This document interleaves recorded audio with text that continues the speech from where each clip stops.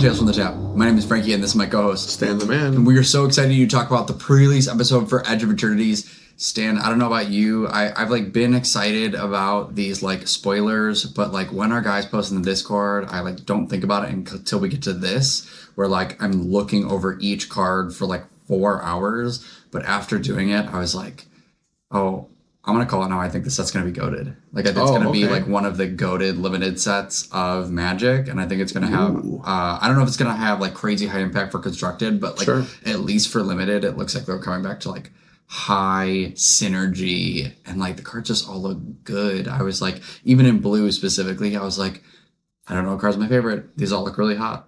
That's pretty cool. Yeah, I honestly was already pretty excited for the set, especially as we talked about last time with the lore. I really like the lore of the set, the world building, Eldrazi's I'm a fan of, Slivers I'm a fan of. That whole origin story we got for them is really cool. Hopefully they expand on that in the future installments of the whatever they give us. The little bits of lore that they give us, unfortunately. But as for looking at the set itself, I've been extremely busy the last month. This week specifically, I'm extra busy. So tomorrow I'm going to do a 12-hour day just to see if I can even catch up. That's a good problem to have to be busy though. But I just have so much extra stuff to do, and then this pre-release is so fast after pre-release with Final Fantasy. Yeah, it was 40 days, 45 days, something like that. Not even. I have because they short printed Edge of Eternities, I have all this extra work to do. The thing that's really annoying is normally Todd and I could be okay, get our pre-orders in, post. If it's a hot item, we'll put in store pickup only, limit 1 per person, no problem. With Edge of Eternities, because they short printed it, it's damn, okay, now I have to do it different. I have to be who wants it? Let me build a spreadsheet. Let me go one by one and make sure everybody gets it, and let me make sure I don't oversell. And I already have to do that with Pokemon and certain other products that are low print, high demand. Yeah. So it's all that stuff keeps stacking up, and it's now this is just 10 times extra work that I normally don't have to do on top of all the stuff that I'm already falling behind on. So I'm just what the fuck? And now there's 20 card games that I'm event scheduling for, prepping, etc., making sure I stay up to date on.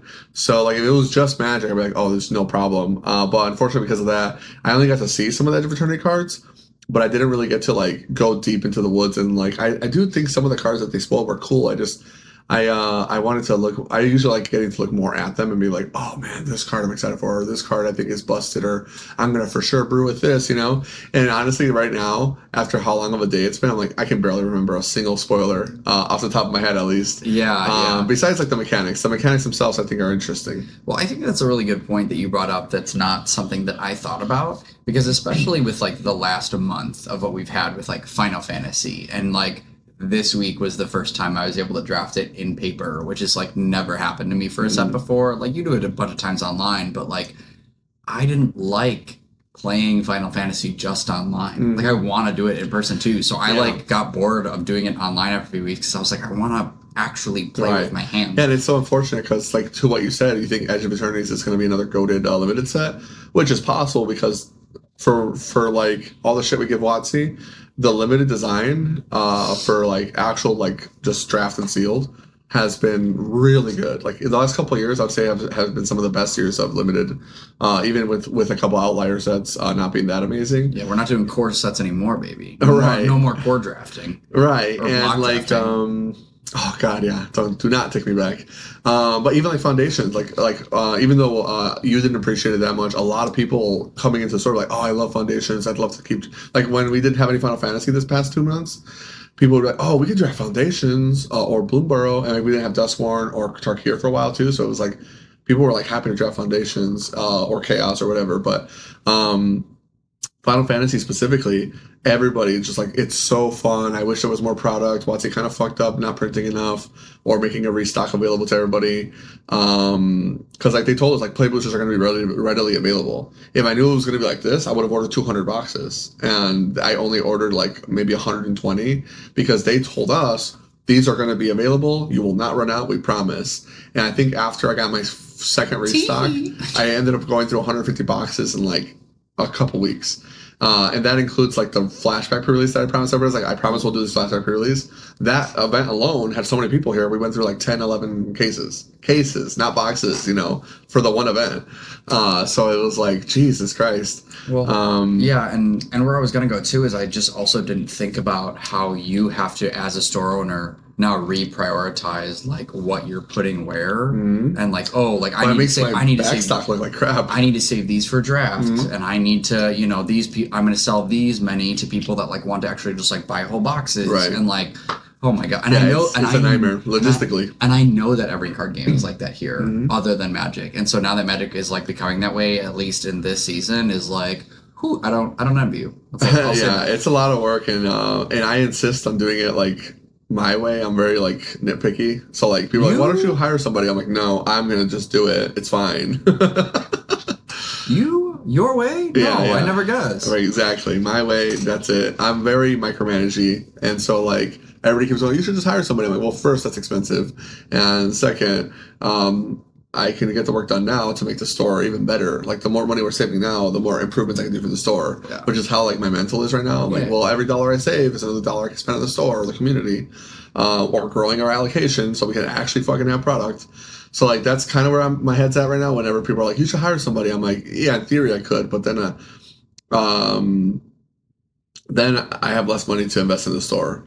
And maybe that problem is coming sooner than later, but I think I would personally, I'm willing to wait. I'm like, I could just keep doing it, even though it's like stressful to work like 60 plus hours a week. It's like, well, it's fine. I don't care. I'm always on anyway. Like I'm like a bit of a workaholic, so I never turn it off anyway. And if somebody falls on my lap that ends up being like an employee I can really trust, I can pay well to like take care of the store when I'm not here, I'll probably just jump on it, kind of like how I have now with Dylan. Yeah.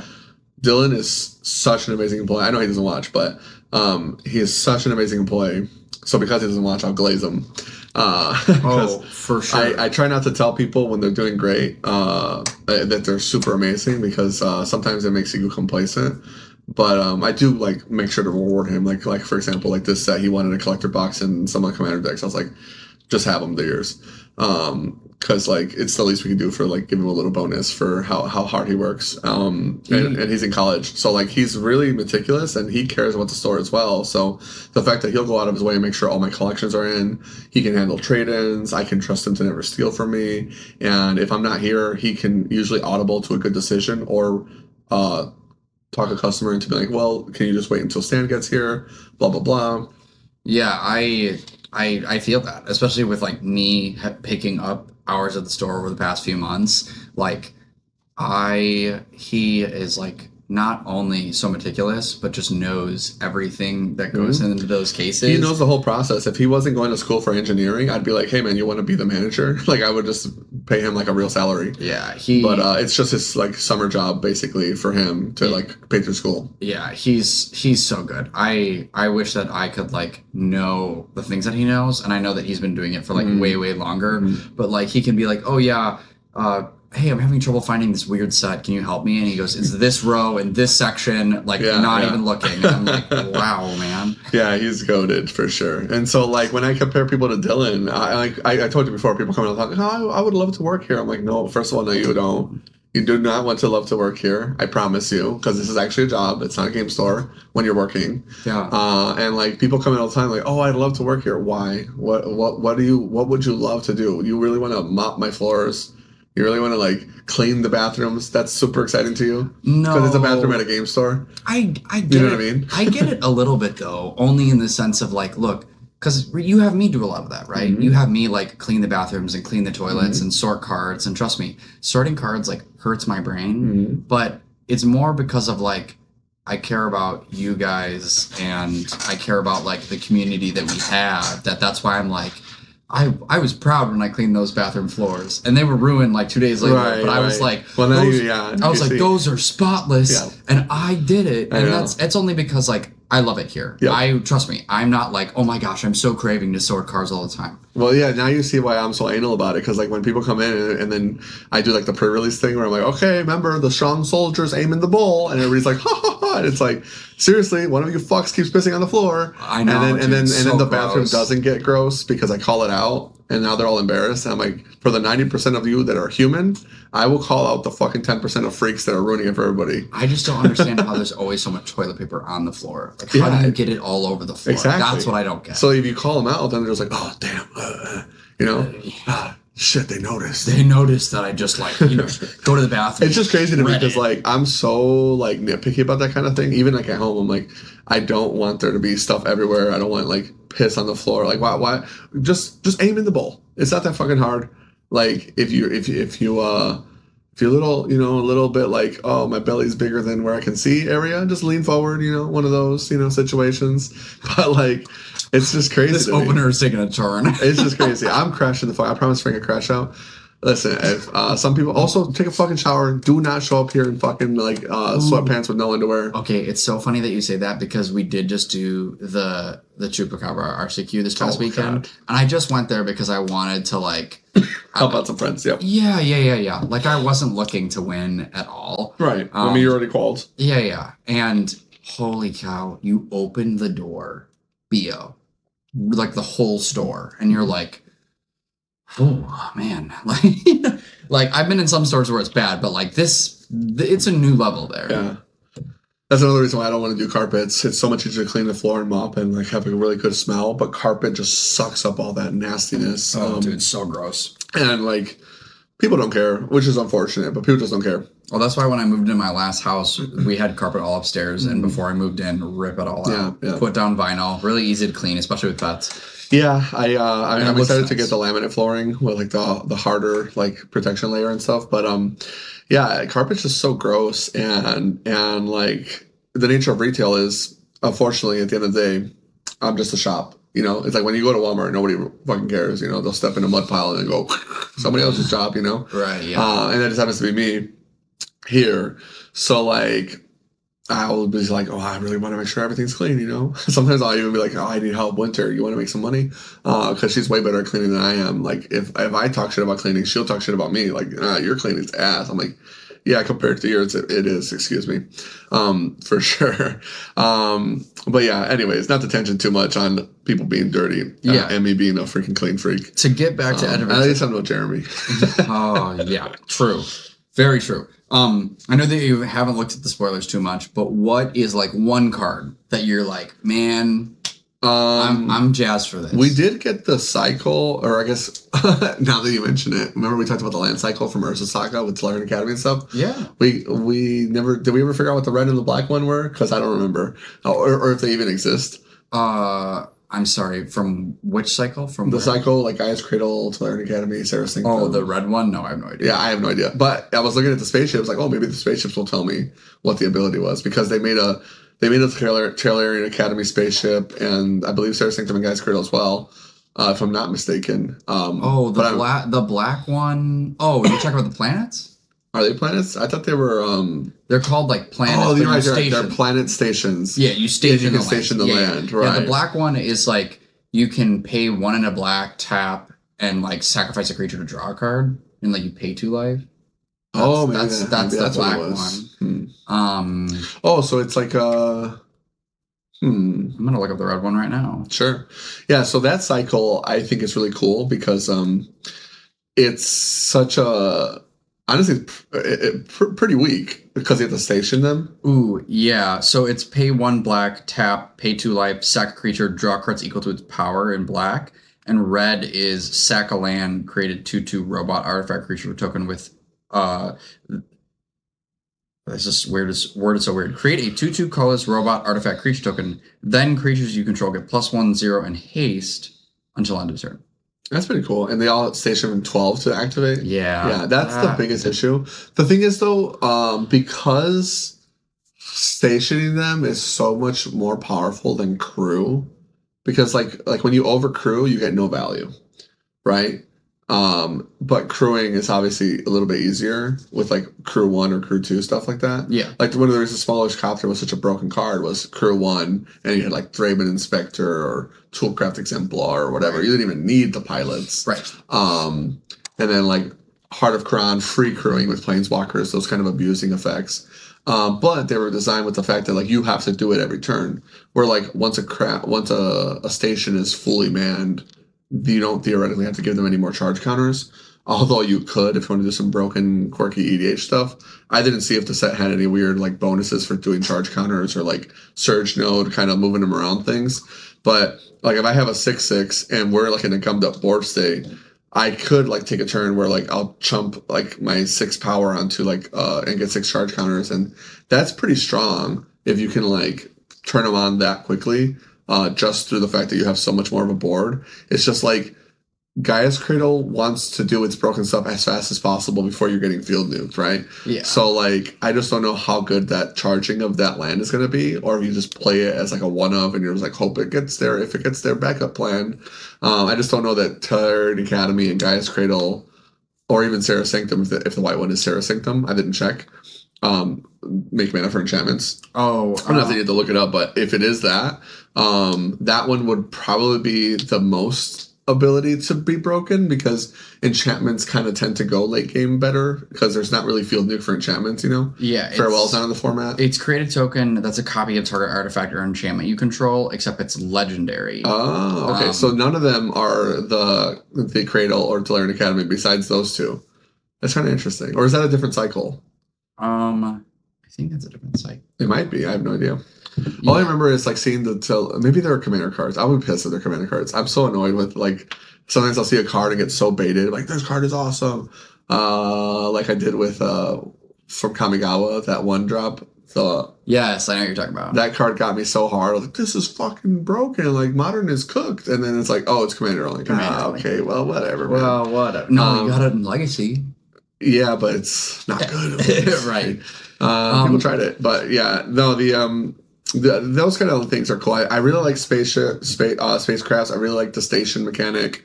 I think it's like relatively well balanced. I know that a lot of times we want these abilities to be instant speed, but I think if the stations were instant speed, they'd be kind of broken. Kind of like with Outlast. Outlast back in cons, it's like people wanted it to be a regular ability and not sorcerer speed, but I think that would have made those cards so much more broken. Then they like ended up being a little bit unplayable as a result.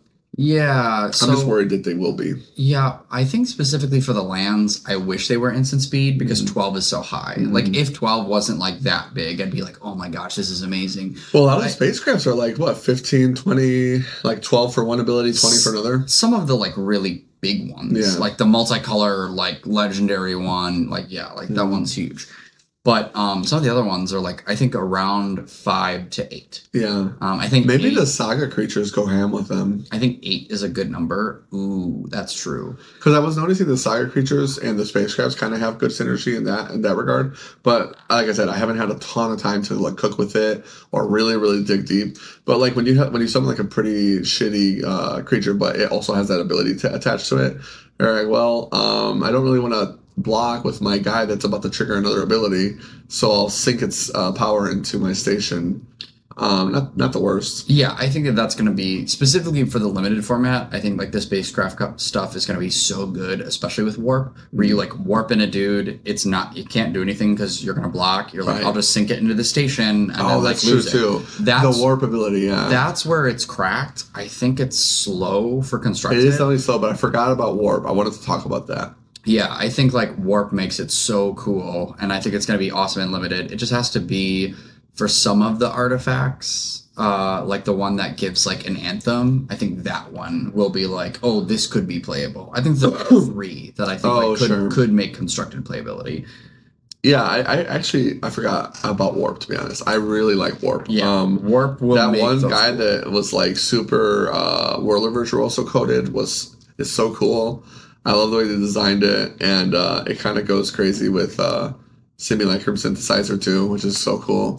I want to see what the artifact decks can cook now that they actually have a little bit more support, and a lot of their worst cards are like banned or rotating. 100%. The only thing that like, so I after seeing the set, I was like, please let Simulacrum Synthesizer be a real deck now. I have a play set. I'm ready to go.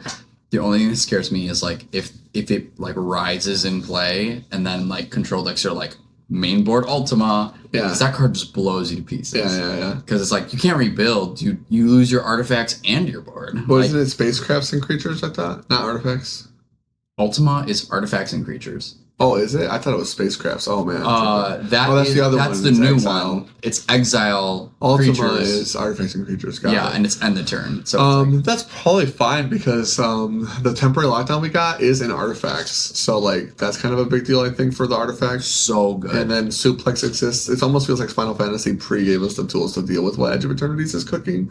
In a lot of ways, Edge of Eternities has some pretty powerful cards that, if this was like a small standard, like 2-year rotation, Edge of Eternities has a lot of cards that could be like, oh wow, this is like format defining. But obviously the standard is so big now, it's like pretty hard to just immediately be like, I'm the best thing here. Yeah. At least without other people having answers. But with that being said, did you have anything else you wanted to add before housekeeping? Yeah, I want to talk about my card. Oh, you didn't bring up your card. Yeah, so my one card. Askers? This is a this is a hot take. This is a really hot take. Sure. But okay.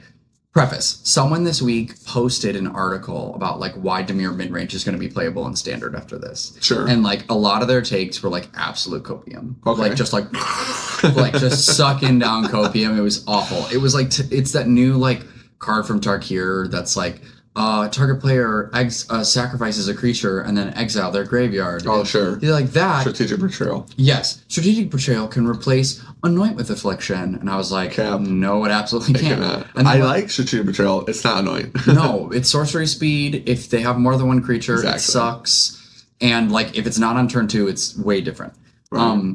2, they were like, and people weren't playing Oil Deep Gear Hulk because of Lithomantic Barrage. And I was like, Lithomantic Barrage is a sideboard card. No one was not playing Oil Deep Gear Hulk because of one card.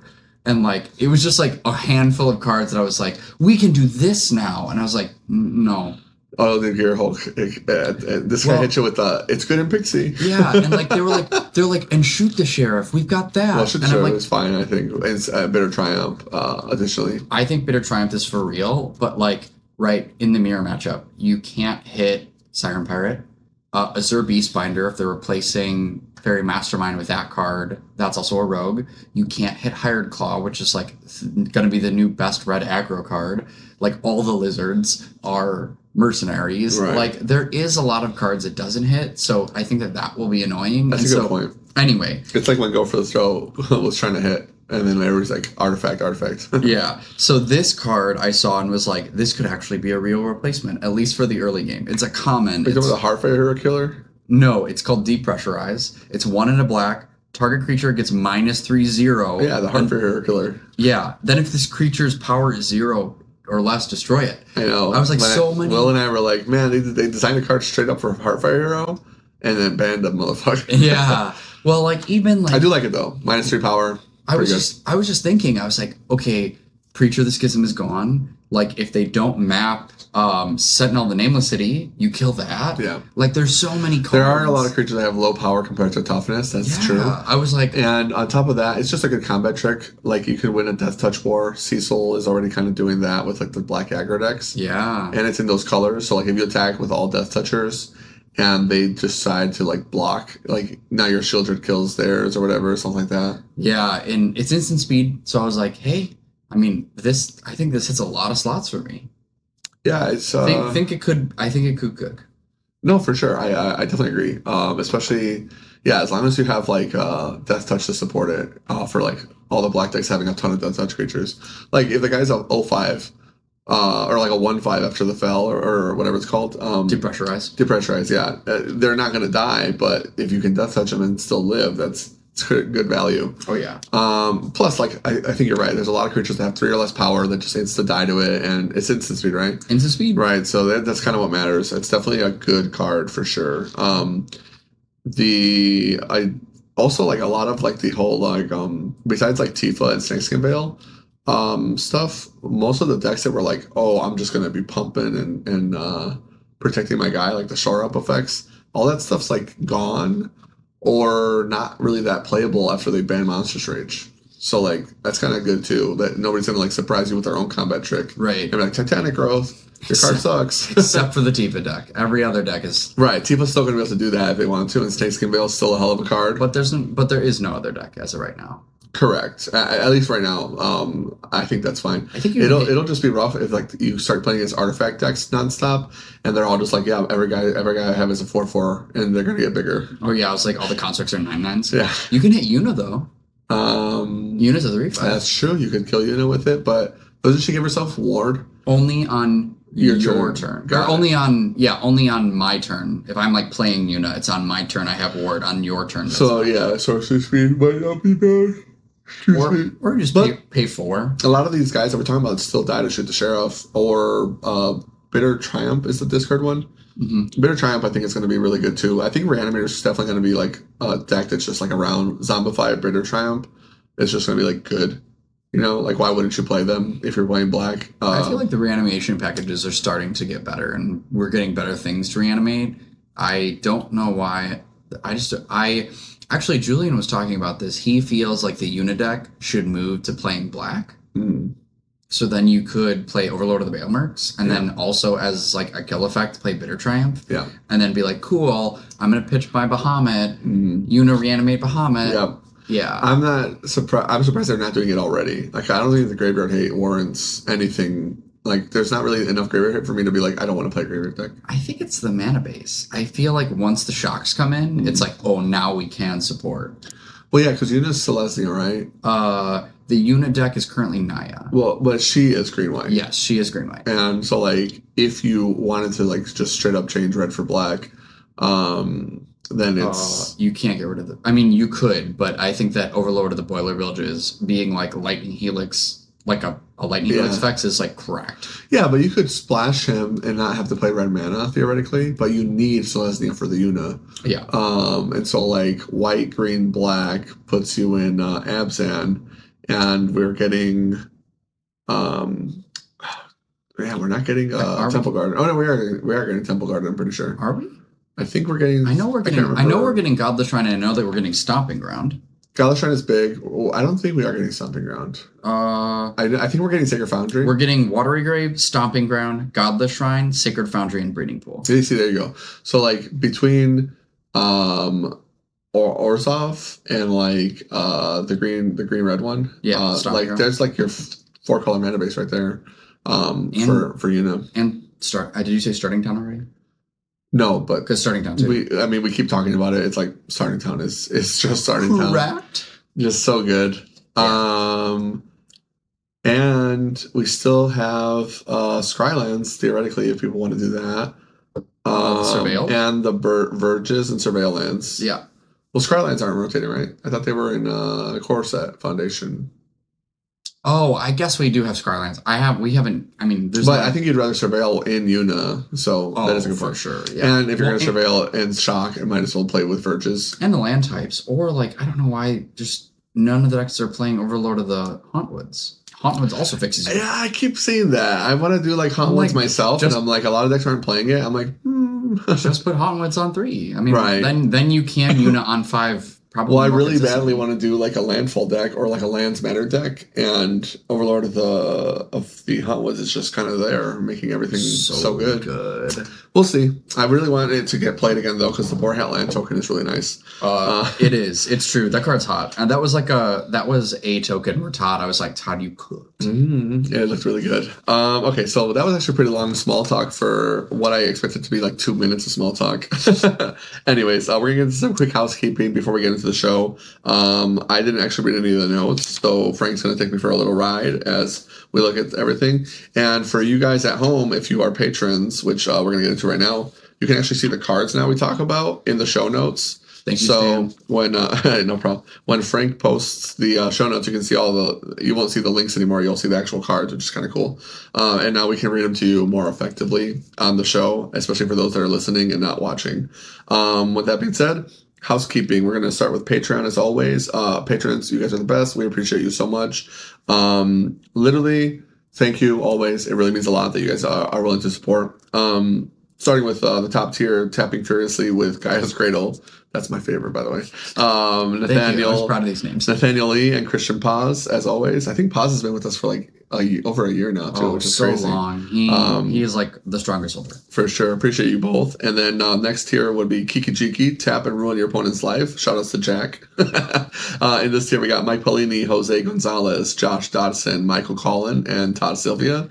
We have tapping 2 blue mana, Christian Olivera, Jared Munsterman, Joseph Asfahani, MTG Chicago, Trent, how do you say Glagorovic. Thank you. And then for Tap That Bird and Fly, Gabe Mendez and Hector Alvarez. Thank you. Appreciate you guys. Thank you. And then if you want to support the show, the best way you can support us is with Patreon. But if you want to just watch for free, our show will always be free on YouTube. And if you want to, if you're already watching on YouTube and you don't mind checking, like, comment, always goes a long way. But if you're not subscribed, you could please do so. If you want to hit the bell, it actually helps us out a ton. But anything you're willing to do helps a ton. And then if you're on Spotify or Apple Podcasts, etc., you can see us there as well. And then join our Discord. It's open access. We've got like over 100 members now, I want to say, and it's pretty active daily. So if you want to talk Magic or trade, whatever, you can definitely be, you can find what you're looking for in there. And we're always happy to help you out with whatever you need. Even if you're not a Patreon, we'll definitely still try to, point you in the right direction. So why don't we start with getting into the show? We're going to do new mechanics, it looks like. Yeah, absolutely. So the first one is, it looks like spacecraft. Yeah, spacecraft. So for these, I tried to, unlike what we've done previously in the past, instead of being like, oh, copy and paste a Wizards article, I tried to just write them in a way that made sense and was easy to understand rather than reading the actual thing off verbatim. So sure. Spacecrafts are artifacts that can gauge charge counters using the new station ability, which is activated by tapping another creature you control as a sorcery, and it gets charge counters equal to that creature's power. Once a spacecraft has enough counters, it may become an artifact creature with. It may become an artifact creature for the ones that are, they're all spacecrafts. Sorry, the planets are messing me up so bad. Become an artifact creature with power, toughness, and abilities, though some only gain abilities without becoming actual creatures. There are some spacecrafts that don't become creatures. You just get an ability, right? But that's. Yeah, I'm pretty sure all the planets are just stations and they don't become creatures. But most of the spacecrafts will become creatures or gain an ability first and then become a creature, etc. Because I've seen some spacecrafts that are middle tier ability or anthem or whatever, right. And then second ability, I'm a creature now, and then maybe something else, which is really cool. Yeah. I do like this ability a lot, as we talked about earlier. I am curious though. I want to know if they changed the rules in the notes. I guess I'll have to find out later. Because I don't suppose you know off the top of your head, but did they update pilots for this? Where pilots can crew +2? Do they also crew +2 on stations? I don't believe so. I would love if they did, only because our pilot for the Boar Hat token was already the boar in a spacesuit for Kamigawa, because we were putting him in a mech basically. Sure. So it would fit so well with spacecrafts. Yeah, I think this is only my best guess is that specifically pilots say crew or saddle. Right. For this much more. Right. Whereas spacecraft checks the power of the creature and not it's not a crew ability. Well, that's what I mean. I was wondering if they for the show the notes oh, we're updating the rules for this set. Yeah. I'll have to check later because that's something I'm definitely curious about. Yeah. And then obviously we got into it already, but planets are literally just lands that are also stationable or have stations on them. Yep. Which is cool because we're getting the lander token, so it kind of makes me think about that. We're oh yeah, the planet having a station on it makes a lot of sense. It's literally a port. But the spacecraft being stationable also makes sense because they're these giant if you've seen any kind of lore, Star Trek or Star Wars or Halo or whatever, anything space, it's these ships are enormous. Right. You need a literal small village to operate them. Yeah. So it's kind of cool. Next, we have the warp mechanic. Warp is an alternate cost you can pay to cast a permanent from your hand. It will enter the battlefield briefly and then gets exiled at your end step. Later, you can cast it again from exile, and most of the warp abilities have ETB effects. And that's something that is actually going to affect, at least within the limited gameplay, and also for sure for constructed gameplay, like how good the enters effect is will determine whether, like, how playable they are. Right. Well, are you able to warp them out of exile? I can't remember. I don't believe you can warp them from exile. Got it. I was gonna say, because that would make a lot of them so crazy. I was like, keep warping the same guy, even if he doesn't stick around. It's almost like dashing, where you're like bouncing the ragman. You're like, it's never in a spot where you can get rid of it. Yeah, I believe that. I mean, we can look on one of the cards. We can get into it later. Probably, probably on the sheet, but it does say that you may play from exile. Right. Instead of... I know that warp is an alternate cast, so I was wondering if casting from exile lets you still do the alternate. And then the next ability, it looks like, is void. So void abilities are conditional, and they are activated if a non-land permanent left the battlefield, or we'll specifically say if a spell was warped this turn. So it's kind of like a worse version of Revolt. Yes, it is exactly a worse version of Revolt. Also kind of feels like for some of the cards, there's the one sorcery speed, like -10/-10, that reminds me of the card from Innistrad. It's like -1/-1, Morbid. Oh, Tragic Slip. Yeah, -13, -13. Yeah. Everything's 13 and that's it. Yeah, Void kind of reminds me of... it's literally Revolt, but Revolt lets you do lands, which obviously was so insane. And it was designed with fetch lands in mind because it was the same standard, but still like so crazy. Yeah. Non-land's very important, but obviously letting you warp is still very cool. Absolutely. And then after that, Lander tokens. Lander tokens are colorless artifact tokens that can be tapped and sacrificed to search your library for a basic land, put it on the battlefield tapped, like treasure or food. They are a reusable resource, but helping with mana this time, which I think is so cool that we ended up getting something like this, because it will help with a lot of like the landfall triggers in this set. Oh, for sure. I think it will be playable for constructed. Like there's one card that I don't know if decks are going to play it, but they might if they want to like just ramp on turn 2 and they don't have a turn 2 spell. It's like you gain 2 life, make a Lander token for 1 green. Yeah. So it's like turn 1. Yeah, I know you were life, really high on that card, the grub or whatever. Yeah. It is a cool card. I think it is decent. I was already thinking about it for myself in like a Teamer Landfall deck. I was like, this is the kind of guy I need, like early blocker, get my ramp, fix my colors. The cool thing is that these are colorless Terramorphic Expanses, or colorless like rampant growths basically. Yeah. And it is literally ramping.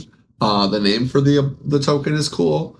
It like kind of reminds me of like a helipad or something like that. I keep thinking of like, I keep picturing that whenever I'm like, what would the boar hat token look like? Like the logo on a helipad or something. Oh yeah. Or some like kind of like spacecraft landing platform. But I agree though that it's cool because remember like when we were talking about treasures and clues and stuff like years ago on the podcast, and how high impact it was that they started adding like creatable tokens every set, like between treasure, blood, clue, food. We're always like, oh man, they keep making new ones and and they're really good, and every time they're high impact, not too broken, really relatively well balanced. More or less, we tend to like these designs with constructed, where you're getting more than one thing per card, and then obviously more utility, especially with bloods, how they were like draw, discard, etc. This one, I don't know why I didn't think of it sooner. Like as soon as they spoiled Lander, or as soon as they saw the first card of Lander, I was like, obviously, like that's perfect. Like, what do you mean? How did I not think of that sooner? Usually, I'm pretty quick to be like, oh, this is easily an ability we can see in 5 years, and then it happens. Yeah. This one I'm like pleasantly surprised with. I'm like, what really well designed. I can't wait to see how it impacts the game. It's just good enough too, where it's like, clue draws your card, this gets you a land out of the deck, you get the ramp, actual ramp, but I think its power level is good, and like you said, I definitely think these will be constructed playable for standard, maybe Pioneer, but definitely for standard. And obviously, depending on the card that makes the Lander or how you're getting the Lander will also affect it, because I'd love to see what like a tireless tracker kind of card with Lander looks like, where we've got Sentinel, the name of the city, which is like, oh, I'm mapping, and then Tireless Tracker's like, I'm investigating, and you're getting rewarded. I mean, Tireless Tracker got played in Legacy at one point because of how efficient it was. That effect on like a 3-drop green creature or whatever, I didn't look at the whole set, whatever bonus guy that's abusing lander tokens and going crazy with it. I want to see what that looks like. Well, and I think that this opens up a lot of different strategies specifically within Standard that we haven't had in a while.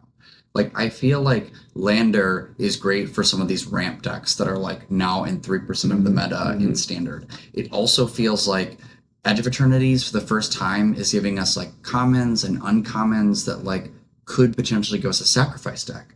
And like these are artifacts that you then can use for sacrifice. Right. Like the new 2 mana, like when it attack, or you can just, it's a 2 mana, go ahead and sack something, surveil. Just for nothing. Like we haven't had a sacrifice variant in Standard from not a free sack at least. Not since Oni Cult Anvil. Right. And that deck was like tier 2 or 3. So it was solid in Pioneer for a while, Recto Sacrifice and whatnot. But it's for sure a deck. It's still a good performing deck. It just won a challenge in Pioneer. Yeah. And now has an infinite combo with it's only because of the infinite combo with Igra. Right. But I'm hoping. Don't worry, they'll unban Karn. I'm hoping this will give us a chance for Standard as well. And for sure. By the way, I just looked it up. Warp is only an ability that is usable from hand, so you cannot warp it from exile. That makes sense. It's just Cool. That actually helps a lot. So getting into the next thing, the archetypes according to Wizards. Yes, according to Wizards, as always, and I do have my caveat section at the bottom. Instead of going into like what I think is supported and what I think is not supported for this episode, I just won't. These are the ones that don't work. Like these will be decks, but they are not going to be these decks. So blue-white double spelling, blue-black artifact control, red-black void, red-green lander, green-white 1/1 counters, black-white go wide, blue-red artifact aggro, green-black graveyard. They just named it graveyard. I was like, man. Yeah, they do it every time though. Yeah, graveyard. I know, but they're just starting to get like not even like a cute thing after it. It's just like, graveyard. I'm like, good, great, thank you. Great. Red-white space stations and blue-green ramp.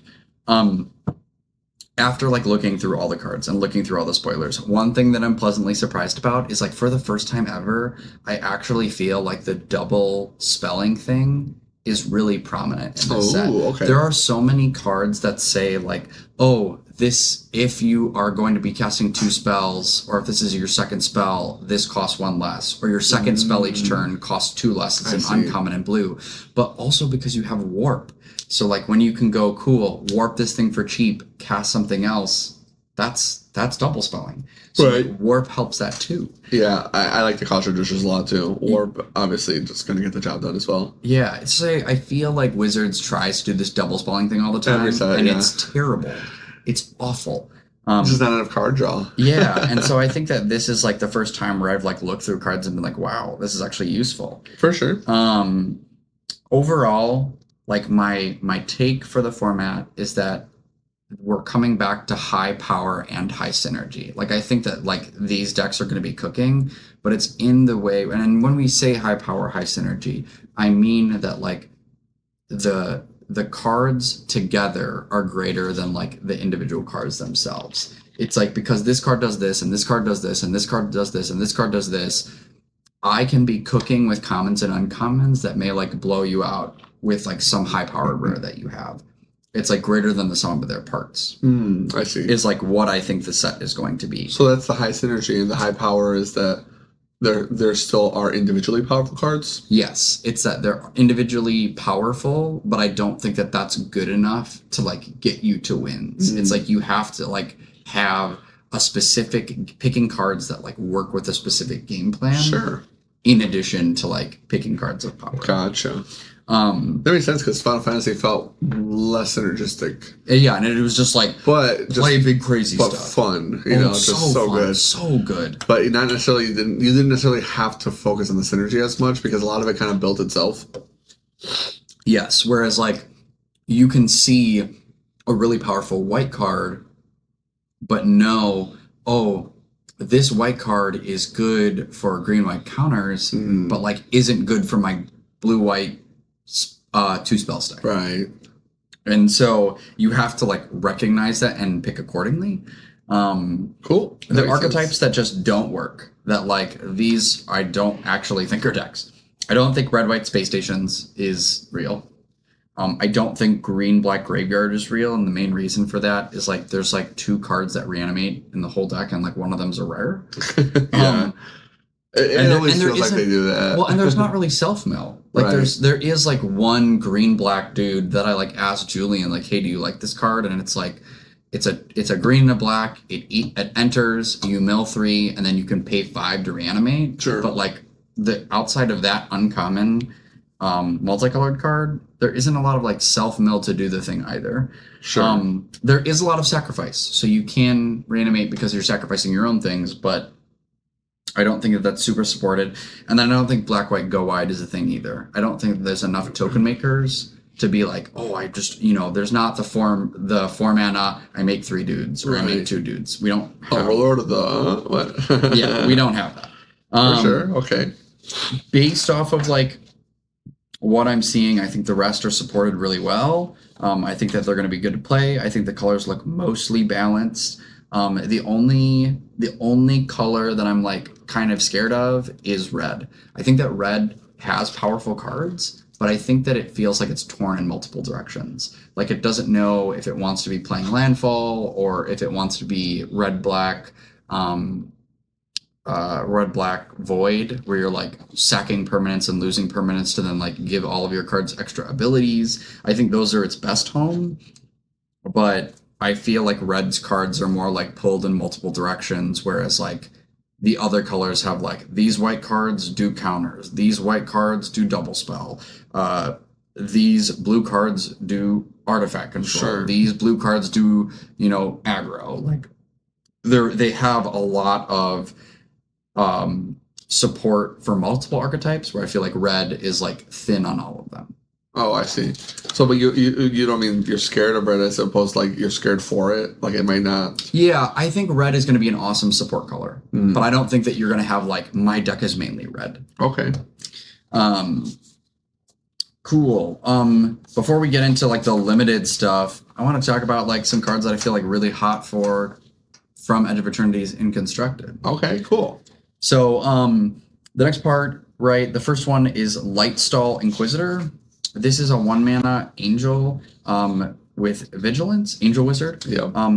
When this creature enters, each opponent exiles a card from their hand and may play that card for as long as it remains exiled. Each spell this way costs 1 more to cast. Each land played this way enters tapped. So you can tax someone on lands. Yes. Or like tax a card out of their hand for 1. Yeah. And it's a 2/1. I was like, white weenie card. I was like, what the? It is white, by the way.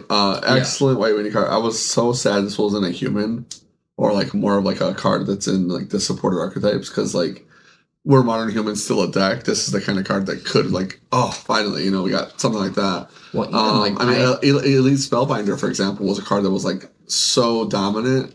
And part of it's because it's a flying 3-power creature, but this is a pretty efficient creature for 1 mana 2 power, and it has vigilance. If there is like a white weenie aggro type of deck or that kind of shell, this card is phenomenal. I don't think people respect how much this is a tax. Like it doesn't seem like that much. And I remember talking to some people, they're like, it's not really doing anything. I'm like, no, like when you play against this, you're gonna feel sometimes almost like worse than a Thoughtseize. Well, even if like, right, let's say you're playing against a black deck and now we're playing a suboptimal removal spell for Go for the Throat. Now it's 3 mana? Mm-hmm. What? Yeah. Well, I mean, the fact that the land comes in tapped is also big, because like, should they choose to play a tap land, you're resetting their entire tempo, or like whatever their game plan was. They have to think about whether or not they want to take a turn off, or if they have extra land. So it's like, well, I'll just throw an extra land out. But then, okay, well, then your hand is pretty bad. If you're so easy, if you're so readily able to throw a land to it, then your hand has too many lands. But if you throw a spell to it, then like you said, it's going to be and now it's going to be significantly less efficient. Kind of coming back to that 1 mana problem when we talked about, like, because a card is because 1 mana is turn 1 is like your most efficient. Well, turning a 1-drop into a 2-drop, it's now twice as much mana to cast it, and that's already just like, ugh. And what better format for this card to come into where we're just getting shock lands? Because the power of shock lands is I can unlock 2 colors immediately. Well, when you hit their shock land, now it's just like It's like a guild gate. Yeah, literally. We'll go get some land types. It's Right. But yeah, I was in a call, I think with Julian or somebody, and I was like, I can't wait to play this card against somebody, and then they pay 2 life for their shock land, and then I go, cool, you lose 2 life, and then they try to use it. I'm like, oh, it comes in tapped. Because this is kind of like Farseek. Farseek was like the bait back in the day. Do you remember Farseek? Yeah. So like it's a rampant growth effectively, but because it says you can get a non-forest. Yeah. Because you can get a non-forest, you're getting land type, which means you can get shock lands with it. That was like the big thing, that the Melissa DeToro thing. The Farseek would say it comes in tapped, but that wasn't really intuitive for people, so they would try to shock the shock land in. And so a lot of times you would have to teach people like, no, you're paying 2 life for it to come in tapped. Because it still lets you pay. Right. And it will still let you pay on Arena, just so you know. So don't do it. Don't pay. It's going to come in tapped.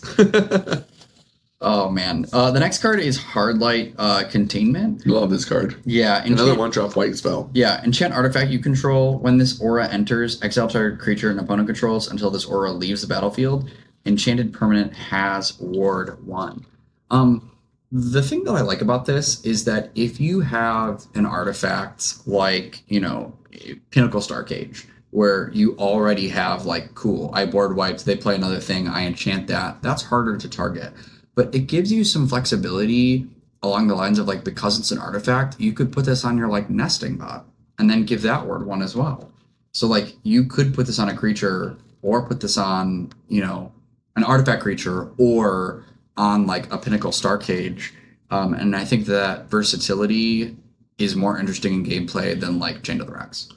Yeah, I agree. Especially in the way that to what you were saying, I like that this protects the permanents attached to instead of itself.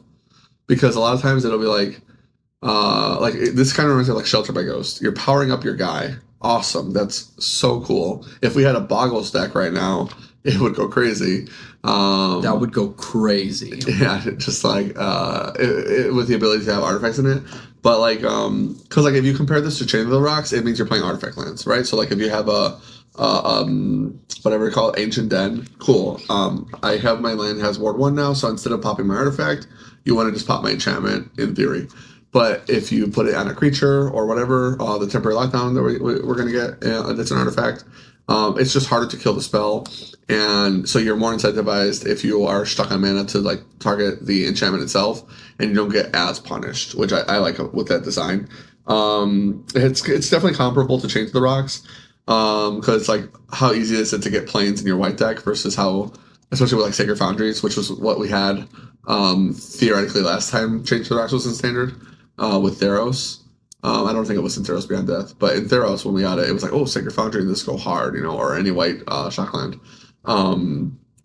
But this is like any artifact. So it's like, well, if you're playing an artifact deck, how hard is it to get artifacts? Right. And it just depends on how much you value that artifact. But you're giving it Ward 1. Chain to the Rocks did not give it Ward. Right, and there's so many things that you could put it on. You could put it on a map token. You could put it on Collector's Cage. Yeah. You could put it on a lander. Yeah. Right, like... There's so many options. Oh, you could put it on your is Bright Glass the green-white one that tutors for stuff? Yeah, but you also can tutor it with Bright Glass. So cool. So nasty. Yeah. So yeah, giving Bright Glass 4/1 is nice. I mean, in theory, if you really want to go crazy, like I don't think we don't have it in Standard now, but if they gave us like Dark Steel Citadel, that'd be kind of cute.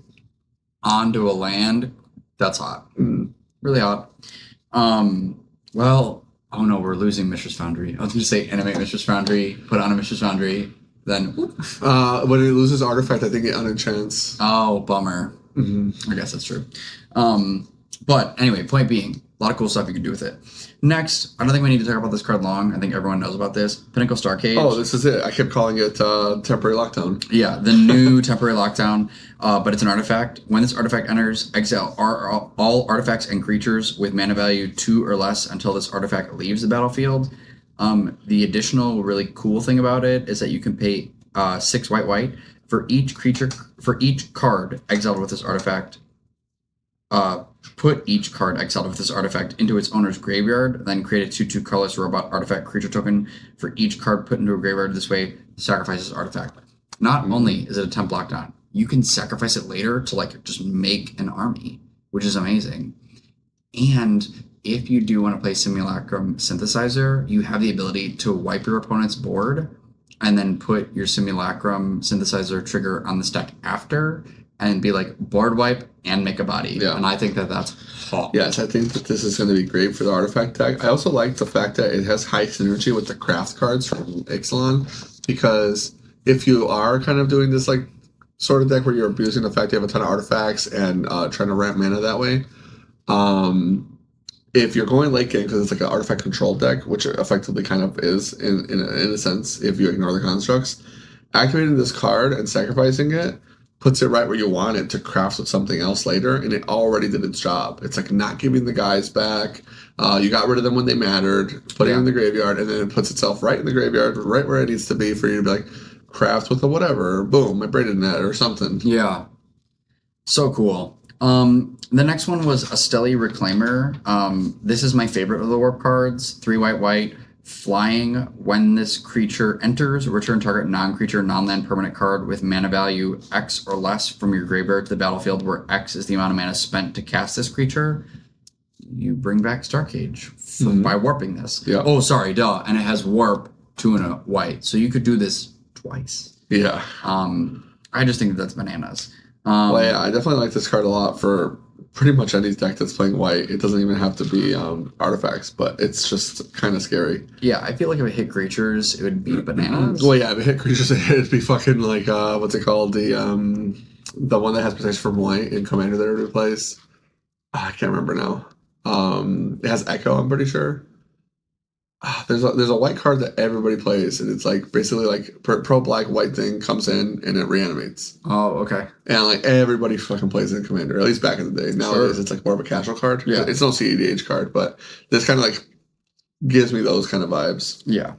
Also similar to like it gets played in Vintage Cube sometimes, the white spell that's like from Commander, where it's like pay 3 mana to do the thing where you like reanimate a 3-drop, but you can pay 5 to flash it back. So it's like the same idea. Like the flashback is the mana cost, though. It's pretty cool. Yeah, really cool. Next one, Stellar Reclaimer can get this card back. Seam Rip, 1 white enchantment. When this enchantment enters, exile target non-land permanent and opponent controls with mana value 2 or less until this enchantment leaves the battlefield. I just think it's so cute because we got Temporary Lockdown as an artifact. And then they're like, you know what? Fine. We'll do you one better. Portable Hole, it's an enchantment. Yeah. Right. Either way, though, Breakdown Scare Hulk is winning. Yeah, right. And that's what I think is crazy is that you can now play Seam Rip and that Cage in the same deck, and it's not anti-synergistic. Mm-hmm. What? That's broken. Yeah, it's pretty cool. I just love that it's 2 or less, though. It is really nice. Yeah, I mean, Portable Hole, but more synergy. Cool. Next is Rust Harvester. We talked about this card on the last podcast episode. I don't think we need to talk about too much more. Menace, it's a red. 1/1 with Menace, tap 2, exile an artifact card from your graveyard, put a 1/1 counter on this creature, then it deals damage equal to its power to any target. I think that this could synergize with Vivi if you decided to like play more artifacts. I think that you won't feel bad about like having extra Agathas anymore, which does feel bad now currently. But I also feel like if we do get a red-black sacrifice deck and like do have artifacts that you're sacrificing, this will also be really cool in there too. Oh yeah, 100%. So that's why I think that like that it has a lot of potential. The next one is Pain for All. They have like a series of these in like every single color, which I think is really cool. Okay. Where it's like some type, like each color has an enchantment that has like kind of a busted ability. Are they all auras? Yes. Cool. So red and 2 for a 3-drop? Yeah, 3-drop, enchant aura, enchant creature you control. When this aura enters, enchanted creature deals damage equal to its power to any other target. When enchanted creature is dealt damage, it deals that much damage to each opponent. This kind of feels like, I mean, it doesn't have the ability of no longer lose life, but it kind of feels like enchant, kill something, and also turn this creature into Screaming Nemesis. It kind of feels to me like a Boros Reckoner. Oh, yeah, for sure. It's pretty cool. I really like it because, like, yeah, like you said, ETB kill something or try to. Or like Dome to the Face. And then I'm a Stuffy Doll. Yeah, it's like you could also have and have a stuffy doll. I'm gonna put that into a commander deck. I actually have a commander deck made where I'm gonna play stuffy doll. Oh, there you go. But yeah, I mean, even like if you're like cool, put this on my Sunspine links. Dome you for more. Yeah, like, no, we just need Blasphemous Act, then it's over. It's over. Weapons manufacturing. This card was kind of a hot take, but I was wondering if someone could break and make a combo out of this card. Sure. 1 in a red enchantment. Whenever a non-token artifact you controls enters, create a colorless artifact token named Munitions. With when this token leaves the battlefield, it deals 2 damage to any target. So I was wondering if you could like make copies of a ton of your enchantments or a ton of your artifacts, and then like just start sacking Munitions to just like dome your opponent to death. What do you mean copies of your artifacts? Like if I made I guess that would if you made a copy, that would be considered a token. Right. Cries. You're good. I was just wondering, I was like, whenever a non-token artifact you control enters, create a colors. The thing is, I think that the artifact that kind of wants to move into Jeskai, it looks to me like it's getting pushed into Jeskai.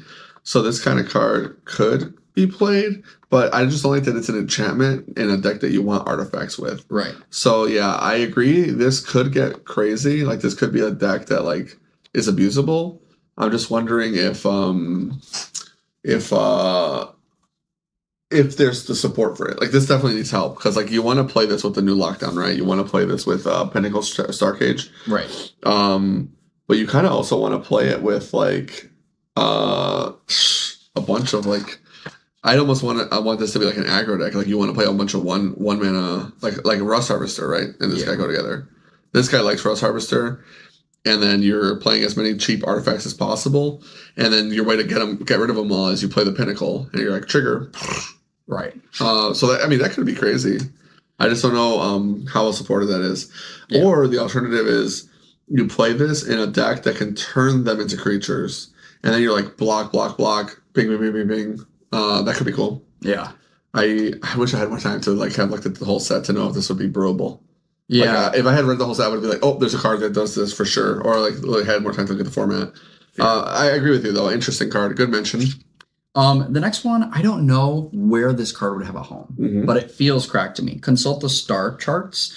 It's 1 in a blue and has kicker 1. Look at the top X cards of your library, where X is the number of lands you control. Put one of those cards into your hand. If the spell was kicked, put 2 of those cards into your hand instead. Put the rest of the bottom of your library in a random order.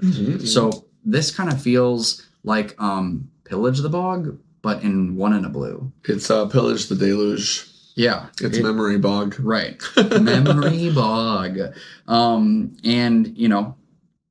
I think it's fine. It's definitely like... it kind of gives me Worldly Council vibes, if you know what that is. Worldly Council is from, I want to say, Invasion. It's one of the OG, like, domain type of cards. I used to play it in Scapeshift, I'm pretty sure. It was like a 5-color Scapeshift deck, though, with Briggs Light. And it basically said, look at the top X cards, where, like, X was domain. Yeah. But it was like a get 1 card. Sure. Being able to kick it for the extra mana of, like, oh, I'm going to get 2 of those. I mean, I would have paid for that back then for sure, too. Right. And so, like, this is no Memory Deluge because it doesn't have flashback. But is it better than any of the other 4-mana draw spells that we have in the format currently? Maybe. Especially if you have a lot of lands. Like, if you're playing, like, Team or Ramp, this could be, like, kind of crazy, right? Well, the thing is that, like, it's not Memory Deluge in the sense that, like... It has a cheat mode. Yes. I like the cheat mode, for sure. Well, and it's better... I think it's better to top deck than Memory Deluge. Because in the late game, like, if I top deck this and I can go pay 4 mana, look at 8 cards, and draw 2 of them, but for 4, versus, like... Well, yeah, I agree with you, though, also, even in the late game, like, you don't have to necessarily get 2 cards if you know what you're looking for to win or get you out of a bind. Right. This could dig 9, 10 cards deep if you're ramping for 2 mana. So, like, yes, I definitely think this card is very powerful. It's powerful in ways that it's, like, comparable to, like, the other cards that would be powerful for the same mana. Yeah. And not too much better or worse than any of them in any of those different capacities, which I like. I think it's a well-designed card. Yeah. I do think that it's definitely going to see play, especially because of the reason that it's instant speed and there's the cheat mode. So like where Pillage of the Bog is like what, double the lands? This one's not going to be quite as deep. Yeah. But like 5-6 lands in play, like you're feeling really good. Really good. Next is Emissary Escort. I also don't know where this goes, but it's 1 and a blue. It's an 0/4 artifact creature. This creature gets plus X0, where X is the greatest mana value among other artifacts you control. So just an artifact dex. I mean, this is a great blocker for 2. And then like if you have a big artifact out, it just becomes like a crazy beater. Yeah, it's unfortunate that we're not going to have Portal to Phyrexia for this guy. But I'm wondering what like the big artifacts that supports him is, because like if it's a 5-drop, it's like all right. But like in like Modern, theoretically, like if you really wanted to play this guy, Thought Monitor makes him a 7 power. You know what I mean? Right. I mean, like if you play Unstable Glyph Bridge, wipe the board, keep that card, and then it's like, cool, this is a 5/4, and you've kept whatever I let you keep. Yeah, that's true, because the Glyph Bridge kills the cheap guys, right? Yes. Yeah, so that the fact that this guy immediately doesn't die to the field nuke is pretty cool. Yeah. I do like that. That's pretty decent synergy. And 4 toughness is quite a bit. 4 toughness is big to block. I mean, even if you have like a Simulacrum Synthesizer out, then it's like a 3/4. Yeah, it's a 3/4 on 2, or like on turn 3, it becomes a 3/4. Yeah. Next one is Scrounge for Eternity. This is like the cheapest reanimation spell I think that we'll currently have within Standard. It's as an additional cost to cast a spell, sack an artifact or creature, return target creature or spacecraft card with mana value 5 or less from your graveyard to the battlefield, then create a lander token. I like that. I think you It sack... supports itself. Right. Well, and sacking an artifact could be a lander token. It could be a map. Like, you don't even have to sack a creature. And you get it back. You just start changing these. Right. I actually really like this card because there's quite a few cards that are 5 or less CMC that like you'd be happy to cheat out early on turn 3. And you still have like a pretty good... I mean, even just like Overlord of the Bailmark. You know what I mean? Like, that's still big presence for... having sacked like a token. Right, yeah. That's pretty cool. I like that. Next is 0 Point Ballad. I actually made a short about this card. I love it. It's X and a black sorcery. Destroy all creatures with toughness X or less. I did see the short, yeah. You lose X life. If X is 6 or greater, return a creature card from your battlefield, from your graveyard to the battlefield under your control. I just like this because in the early game, especially if you're playing against like, right, as we talked about in Standard, there's so many like small, like high power, small butts that you can be like, cool, board wipe for like 2 mana board wipe. I only lose 1 life. Yeah. But in the late game, it could be like, I'm wiping the board and including my own Beza and then bringing back Beza. Like, this just feels awesome. True. I do think that it like is interesting. I do think that it's bad if like right you're playing like if you are playing against an aggro deck and you got like beat down really quick, then you're like losing the life feels really scary to me. Sure. But like the upside of reanimating a dude also feels like kind of like Starfall on vacation. Well, at least it's toughness where like for like the aggro decks, they're not really ever powering up their toughness. They're usually getting like Monster Strength is like plus 3 or 4 power, right? Yeah. But the fact that it is toughness though can be detrimental sometimes. Where like we just talked about how a lot of creatures have really fat asses. Like Beza is a 5 ass, right? Like that's just insane. Good fucking luck. Yeah. Because now you need 6 mana. I mean, that's gonna be rough, especially when you're like losing 5 life to do it. Right. But if you are paying 6 mana, I mean X has to be 6, so I guess you'd be paying 7. I was thinking like if the total cost was 6, then that's 5 exactly enough for Beza, but the number has to be like it's 1 black plus X. Yes. Yeah. So that's it is a good card. I agree with you. It's just like, man, this card is gonna ruin some people. Oh, for sure. I mean, if you're gonna be like, I really wish this card read differently because I am dead. Yeah. Like if I went Spyglass Siren, Azure Beastbinder, and you go X is 2, I just go exactly. I cry. Game is over. Exactly. That's what I hope to see. It's like people just like go wide, and then you're like. Yeah, that the reason I like it so much is the modality is that you could do a tiny board wipe, whereas like Starfall on Vacation is just like you have to pay 5. Yeah, it's a unique take on the Deluge effect too, because like Deluge is like -X, It's always 3. You're paying with life. This one is a little bit different. You're paying with life, but also mana. When do you pay X and Y? Do you have enough? Did you miss a land drop? Are you cooked? Did they play a Preacher's Schism and now you feel bad? Oh yeah, What do they got? The next one, Ice Till. Is that Ice Till? Yeah, Ice Till Explorer. This is the card that like Commander players are going crazy for. Yeah, Commander players like, are gonna freak the fuck out. Yeah, my one deck that I was telling you about with Stuffy Doll also includes this boy. But also, I'm hoping that someone breaks this for like these not only landfall combos with like Lumra and Tifa, but also for Tifa as well. Yeah. Like, and without tie-in. I love it. Yeah, I mean, so 2 green, Insect Scout. You may play an additional land on each of your turns. You may play lands from your graveyard. Landfall, whenever a land you control enters, mill a card. Mm-hmm. Very powerful. So crazy. Big ass too. Yes.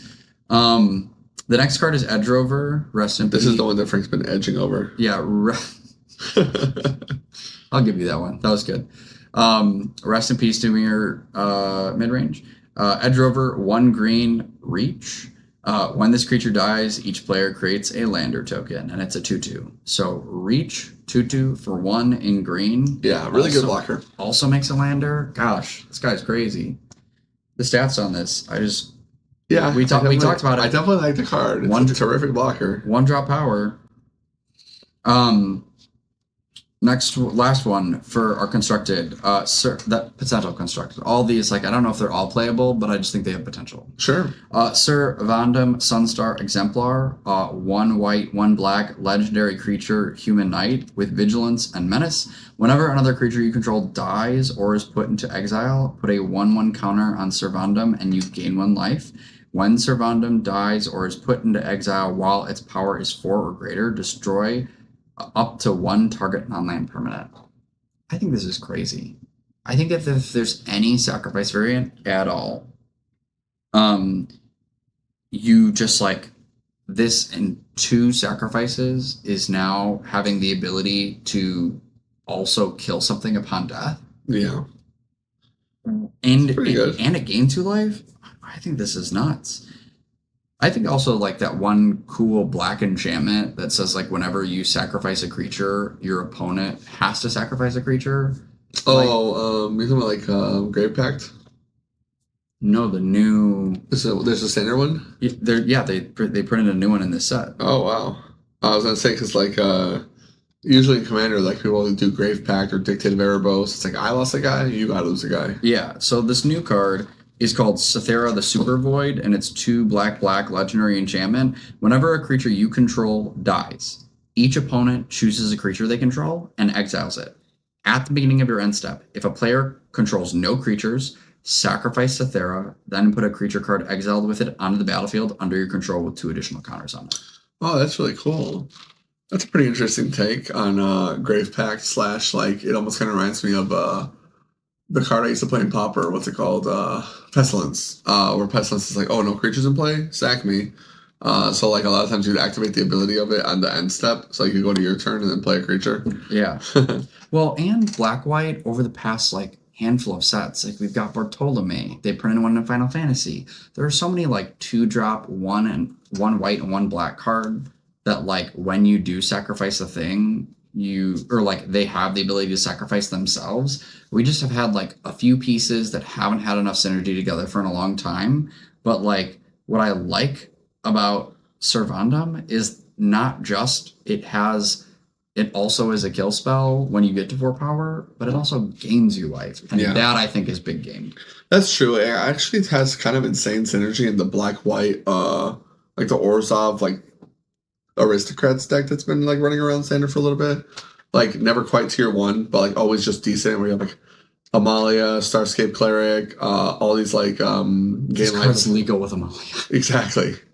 Yeah, so it's like you play this guy, Amalia, the bat guy, all those 1 and 2 drop black creatures, Bartolome, the new Sack Outlet that we just got. And your whole deck, there's the 1-drop dog that has like Surveil whenever a 2 power or less enters. This whole deck kind of like builds itself.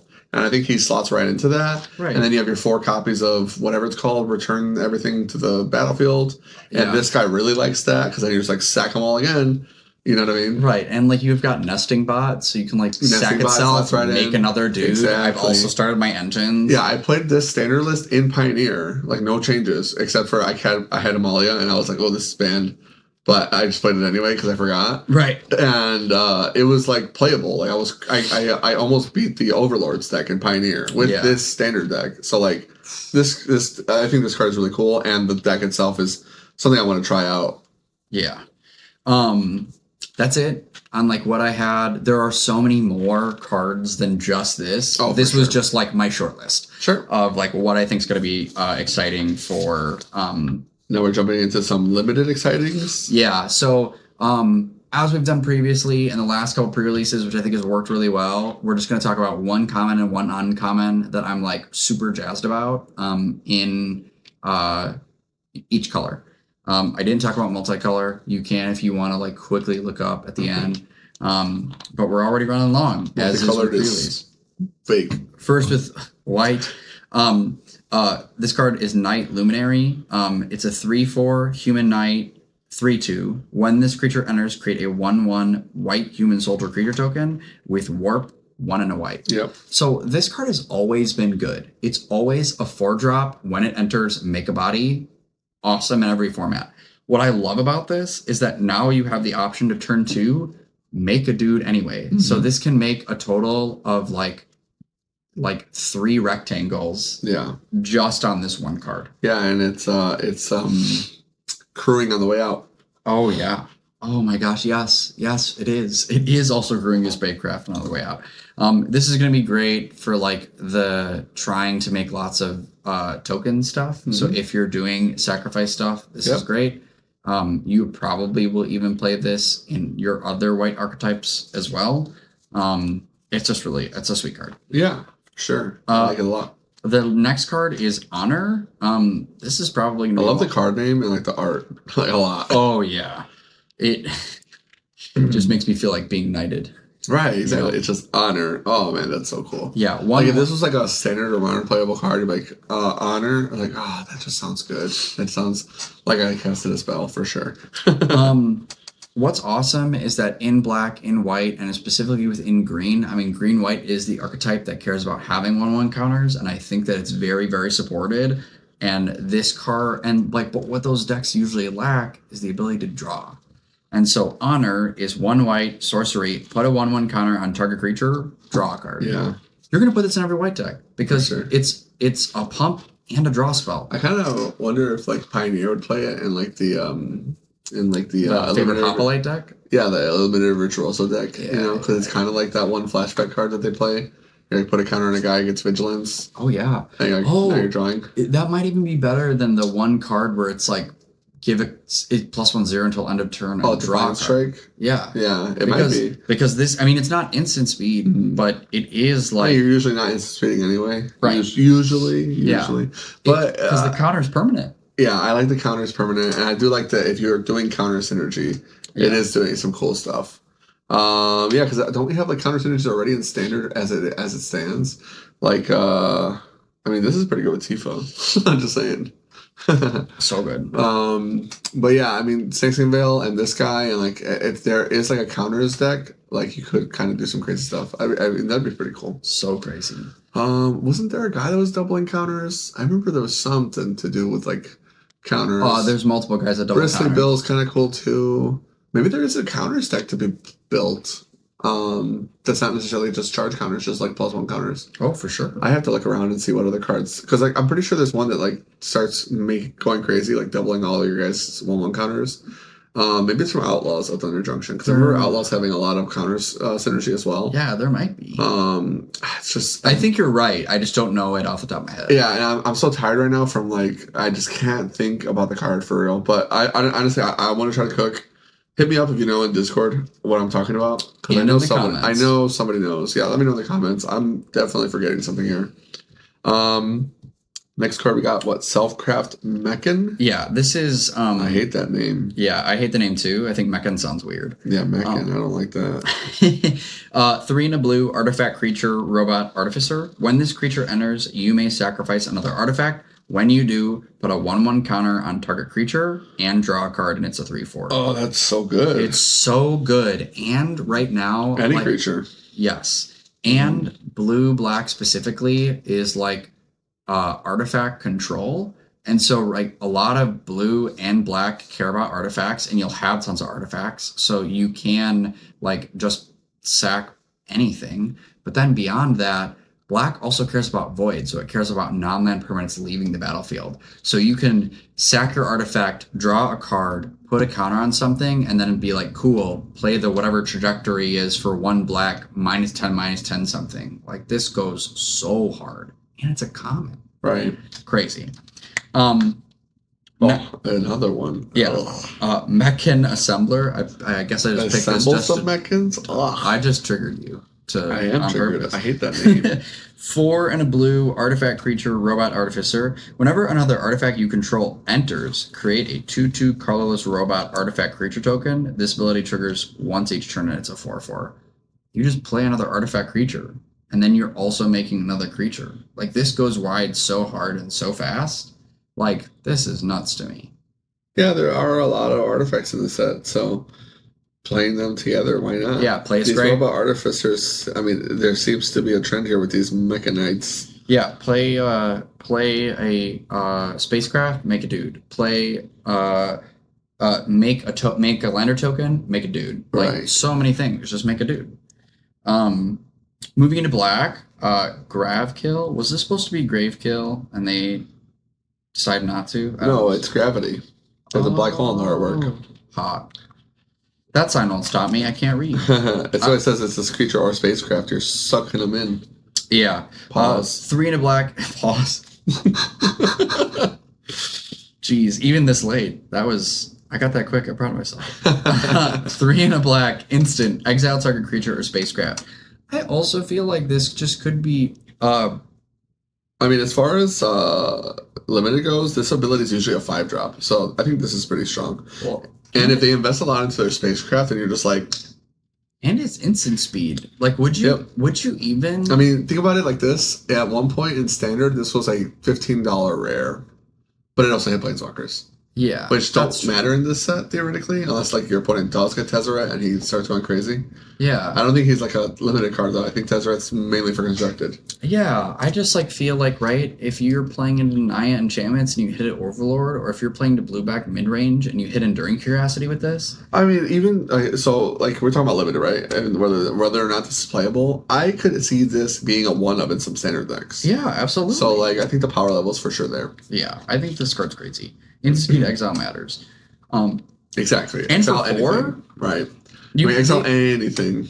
So think about it. There were so many limited cards that, like, it was 5 mana exile something, and they were, like, absolutely playable in a lot of decks. 100%. It's like Wanderer Strike, stuff like that, you know? Like, all the time. And it'll have, like, a shitty bonus. Right. No bonus, but hitting spacecrafts is relevant. Right. Before they become creatures. Next one is Dubious Delicacy. This is 3 and a black. It's an artifact food with flash. When this creature enters, up to 1 target creature gets -3/-3 until end of turn. And then you can pay 2 mana, tap, sacrifice this artifact, gain 3 life, or pay 2 mana, tap, sacrifice this artifact, target opponent loses 3 life. So if you remember, I love it. Towards the end of Wilds of Eldraine, anti-food. towards the end of Wilds of Eldraine, there was that Charmed Apple that like took a creature for 1 turn and then did the same effect. Charmed Apple. There it's Charmed Apple. Yeah. Where like that sort of be playable towards the end. And it was 4 mana. And it wasn't... Well, it was an active treason, right? Yeah. This is a flash speed removal spell that then also can be a food. Yeah. Or a kill. Or, yeah. Or a bolt. Shaman. It's like, this is... I like it. I like it a lot. Well, food when you need it to be. Also, it's bold, so like if you have just so much life, you at least get some value out of your opponent losing some life if you're going to do like the black sacrifice stuff. Yeah. Well, and I've been hoping that like there's going to be a Mardu sacrifice list. Sure. I didn't write down any multicolored cards, but I will talk about this guy just for a second. Ragos Deaf Gastronaut. Man, this Lobster King makes me think of the like in Star Wars. Yeah, and then the cantina. Legendary creature, lobster citizen. Artifacts you control are foods in addition to their other types and have pay 2 sacrifice artifact. You gain 3 life. You can pay 1, sack a food. Ragos deals 3 damage to each opponent. At the beginning of each end step, if you gain life this turn, untap Ragos. Yeah. You could, if all artifacts are foods. I do like that card. I did sack see this anything, one. and it's 2 mana. I remember seeing that card and being like, So yeah, maybe you're on something. Yeah, I think that there's cooking to be had. There is cooking to be with had. the food. All right. Moving on to Bombard. Yeah. I think that we haven't had in red a 2 mana deal for instant speed in a long time. It's 3, isn't it? Yeah, sorry, 3 mana for instant 4 damage instant speed. That's huge. Obliterating Bolt, instant speed, pay the extra mana. Yeah, I mean, this definitely does kill a lot of things. Almost everything. Mm-hmm. Yeah, this kills almost everything, and 4 mana is really big. Or 3. I'm sorry, 4 damage. I keep saying that. It's so late. You're good, bro. No worries. 4 damage Bombard. is really big. Yeah, it kills. Yeah, 4 damage is like the flame slash. Like 4 damage with red spells is usually like the secret. Like that's like the good number. Yeah. 5, you're just like Christmas Landing, which is why people like Lithomatic Barrage and Lightning Axe and stuff like that. But Flame Slash for the longest time was just like the definition of like a good modern removal, like red flame slashing. But that was a 1-drop. Like for 3 mana at instant speed, not bad. Gets the job done. Right. Roving Actuator. Yeah, I'm glad you pronounced that because I was like, I don't even know how to say this. 3 and a red artifact creature robot with Void. When this creature enters, if a non-land permanent left the battlefield this turn or a spell was warped this turn, exile up to 1 target instant or sorcery card with mana value 2 or less from your graveyard, copy it. You may cast the copy without paying its mana cost. And speaking of which, this is the thing that I didn't talk about with Void that's really important for this mechanic, is Void doesn't care about your stuff leaving. I was about to say the same thing. Right. So I was about to say, because I was about to compare this to Goblin Dark Dwellers. I was like, this is basically Goblin Dark Dwellers, but the extra mana is your removal spell. Yeah. So like if you on turn 5, let's say, did the whatever trajectory card is, the like you -2/-2 something, play this guy, right? Cast it again, -10/-10. Yes. You are blowing someone to pieces. Right. So like, I think that that's crazy. Or like even just like sacrificing something of your own, playing this, reanimating something else to like get another lander token. Like, you know what I mean? Like gain 2 life, get another lander, do it again. Recasting, like, getting extra spells, all the stuff that it could do, for sure. Very efficient. Free? Very Lorcana. Yeah, very Lorcana. That's it for red. Green Galactic Wayfarer. We see this green card a lot with just different variants. It's 2 and a green, Human Scout. When this creature enters, create a lander token, 3/3. Mm-hmm. So this is like, if you remember from Bro, this card was like broken in that set. It was the 3 mana, 3/2, Mega Tap Power Stone. Yeah. The Galactic Wayfarer. Right. Same, it's just a 3/3, makes a lander. Right. Yeah. It's true. I mean, yeah, we do get this card in every freaking set in some capacity. Yeah. And it's always like premium limited playable. Last one, Umidian Terrabotanist. What a name. 1 and a green, Insect Druid, landfall. Whenever a land you control enters, you gain 1 life, and it's a 2/3. Great on rate, 2 mana, 2/3. Every time a land enters, you gain a life. This is like your anti-aggro card. Yeah, right on time. Yeah. I mean, this is... No, I agree. It's a pretty cool card. I've been wanting to see more landfall stuff like this in general. I'm sure there's some way you could abuse the life gain. But I just want to do more landfall stuff in general. I really want this Teamer land deck to be a thing, or some kind of either Simic or Teamer land deck to be playable, or just like a Tifa deck in general. Maybe this is like your sideboard tech against aggro. Shoot, are we losing Aftermath Analyst? I believe... No, Murders. It is Murders. Cool. Sacrifice Aftermath Analyst. This guy's on the field. Well, that's what I want to do with Tifa right now. I just gain 1 million life. Yeah, right. Just, you're dead. You're dead. So the last couple notes we have, what are we reading here? Yeah, so one of the things that Jared mentioned in our last episode that like we didn't talk about for Final Fantasy, and truthfully was a mistake, was not talking about special guests. And so True, we didn't talk about special guests. That was a big deal. Yeah, the big special They guest, mattered a lot. Yes. And they're also so fun. There's just so many fun decks. No. There's Final Fantasy Limited is just goated. It's just so good. It's goated. I described it as the most goated set that I never played. Because like outside of online, I just love that it like warped everybody's feelings towards it. Like there are so few universes beyond haters besides the people that are just like I'm struggling to get cards. Yeah, I don't hate it at all. It's just more of like one of the things that I wonder that's going to be true for the next few sets is that how much we're going to get to like replay it, because on Arena, which is like where a lot of Limited is played, and I play a lot of Limited now, you aren't able to like, right, we've never got a flashback of Lord of the Rings because of the IP. And so like, are we going to be able to get... Well, we got a restock though. A lot of them. Right, but I mean like... We have Lord of the Rings now. You won't get it online. We're probably not going to get Final Fantasy online ever again. We actually, for Spider-Man, there's going to be different cards because you can't do it online. We're going to have Avatar the Last Airbender. So it's like, I'm just wondering, like... Well, for online play, I'll be honest, I generally don't care. I think the online clients are ass. Both of them suck. No, I 100% agree with you. It was just like, we're talking about how good Final Fantasy is, and it's like, how much are we going to get of it outside of paper? Probably not a lot.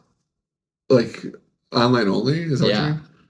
Who cares? Well, fuck the online players. I don't give a fuck about Arena, bro. No, I don't either. It's just more of the sake of like, how often am I going to keep playing Final Fantasy again? Oh, yeah. Never. Save a box. Yeah, for Limited. Well, that's how every set is, though. Like, if you think about it, you're like, that's why boxes get expensive. Oh, yeah. It's because people go, oh, man, I really want to draft this set. And then it's like, oh, well, that set has masterpieces. And it was really fun. Good luck. Yeah. You know what I mean? Cry. Yeah, that's literally the reasons boxes get expensive is their value in the fact that they are closed and you can still do that. But there's if you really, really want to go about it, there's like draft simulators that support that. Sure. Like if there was such a demand for people to really want to play Final Fantasy Draft again, go on freaking Tabletop Simulator. You can literally just go, all right, I got 8 guys that want to play Final Fantasy. And then once you have the decks, you just put them together on your Arena account. Oh, sure. Then you don't have to play it with like the shitty fucking client of Tabletop Simulator. Yeah, right. You just do it for the draft portion. Yeah. So, anyway, the new like land. I agree though. It'd be nice to be able to do phantom drafts with your buddies. Yeah. That should be like a free, just free. That should just be fucking free. Yeah. Let me do phantom drafts with my friends, and then we play each other. That's it. Right. Arena doesn't support anything cool. They have no good car ideas. Like straight up, whoever, like there's just no creativity. These fucking MBAs, they like get their degree and like, I'm so smart. I know how to extract the 6% bonus value. Company number always go up. It's like they're not creative. They have no care or qualm for the game. No. There's no ingenuity. It's just like keep my job, don't get fired, try to retire. It's embarrassing. Fail your way to the top. I find all these people just fucking annoying and useless, and it's so easy to like make good ideas that can go onto the Arena client and the Geo client, fix them, stuff that you can do in paper all the time, fix.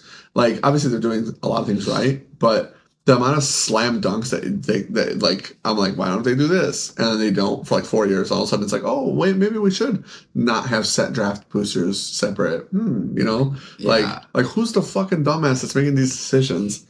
Fire them from a cannon. Like stop. You gotta fire them. Like you know they're in a boardroom, right? And it's like it's a boardroom with like 20 people, and half of them are fucking yes men or women. And they're all just like, I'm useless. That guy said that. I agree with that. You know, like just fucking nothing relevant. You know, that's why I know people don't like Jeff Bezos, but one of the things he said in an interview once that I really, really liked was that he was like, I'm the last person to speak. I want to hear everybody else's thoughts first. Because these fucking retards are always just like, oh, you said that, boss? I liked what you said, boss. It's like, yeah, I would be pissed too. I'd be so fucking mad. I'm like, no. Here's a fucking packet that somebody printed out. What was your interpretation? What do you agree or disagree with? What are we going to do? What's the next game plan? Nothing? You're fired. You know, like you don't have a plan. What are you doing here? Like what? Right. You know, you're getting paid a lot of money to presumably be really good at this. Otherwise, like go load the truck up. You know, Go load the truck like up. True. Like straight up. You know, it's like some of these people have these jobs that just don't belong. Right. And I was like, I don't know. I find it embarrassing. Like I would, if I had the ability to be at that position, I'd be so grateful for the job. Like I get to make these decisions. I'm going to go out of my way to make that as good a decision as I can. I will put my heart and soul into it. You know, like this, I think is good. I'll fight. It's like if you know Valve, that's the company that owns Steam. Oh yes. Gavin, those guys. Yeah. So like that company, literally everybody at the company makes 7 figures. They've got like 30 employees that do 7 figures. 7 figure, everybody minimum, and they've only got like 20, 30 employees. I don't remember the exact number. Maybe they have like a little over 30 employees. They run the whole company with just those 30 employees because they don't pay for extra shit. They don't pay for like all this other stuff that they don't need. They only hire people that matter. And like getting into the company, super hard. It's impossible. You have to be like the top of the top. And they go out of their way. Like, you know, we're going to pay the crap out of you. What are you providing for us? And so Gavin was in an interview once and he was talking about how like,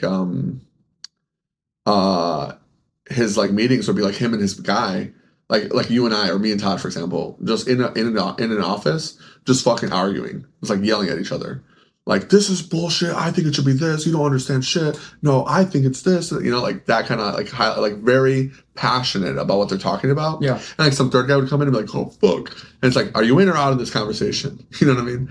And that's like the kind of like level of like, I really like Magic. You know, I'd love to be at that position. And then these guys are just like, draft? Fuck them. Oh no! Pioneer? Fight for the Wizards IP? Nah. It looks really good. No changes. Yeah, Pioneer, no changes. No changes. It's the healthiest we've ever seen. Nah, don't need it. Like I definitely don't blame them for what we're gonna get with like Spider-Man because I know for sure Marvel was like, no, suck our entire cock, shaft to fucking balls, everything. You know what I mean? And it's like, yeah, for sure. You're dealing with Disney and Marvel. At that point, I'm just glad we even got a set. You know? Sure. But like, it's embarrassing that they didn't get the online rights. So like, maybe just don't do the set at all.